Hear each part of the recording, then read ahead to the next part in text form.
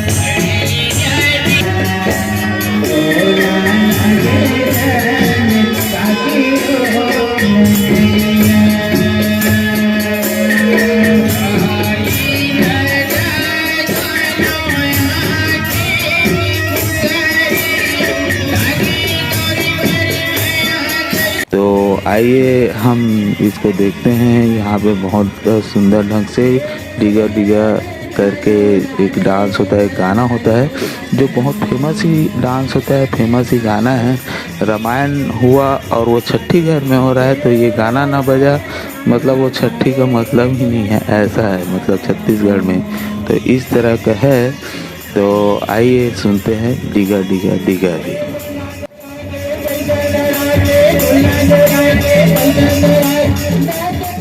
अब सभी लोगों को इस गाने में सभी लोगों को जितने भी सगा पौना आए रहते हैं उन सबको बाय रिलेशनशिप बुलाते हैं। जैसे बोलना चाहिए कि गुड्डू के नानी आए हैं, गुड्डू के नाना आए हैं, गुड्डू के चाचा है, मामा आए हैं, इस तरह मतलब बाय रिलेशनशिप में उनको बुला के यहाँ पे डांस कराते हैं।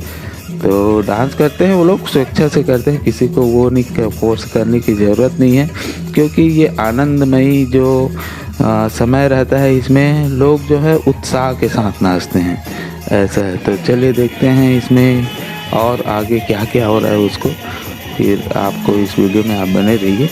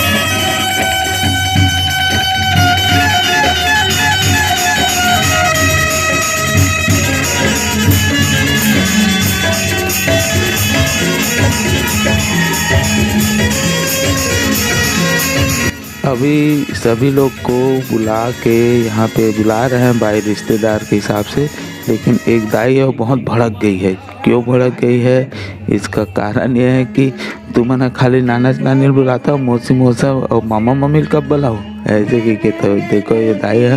तो रामायण वाले बोले कि नहीं भाई, उनको भी बुला रहे हैं, क्रम से बुला रहे हैं ऐसा करके। यहाँ पे वो लोग को उसको समझाया और उसको फिर तुरंत ही उसके लिए गाना स्टार्ट किए कि गुड्डू की मौसी आए ऐसा करके। तो ऐसा हुआ तो अंततः फिर इस घर वाले के अंततः फिर बच्चे के दादा दादी रहते हैं, वो लोग भी आखिरी में अपना यहाँ पे प्रस्तुति देते हैं।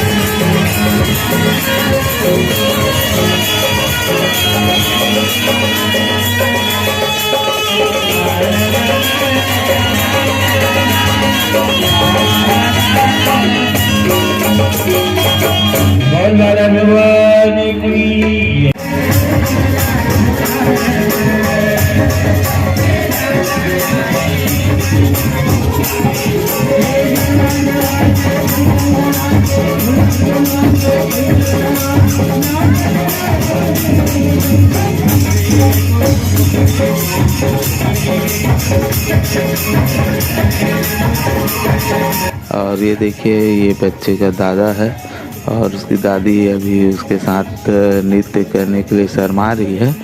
तो ये उनकी दादी है। इस तरह ये कार्यक्रम संपन्न होता है। ये छठी का ब्लॉग, और इस ब्लॉग को देखकर आपको बहुत आनंद आया होगा। अगर अच्छा लगा हो तो इस वीडियो को लाइक करें, चैनल को सब्सक्राइब करें और शेयर ज़रूर करें। धन्यवाद।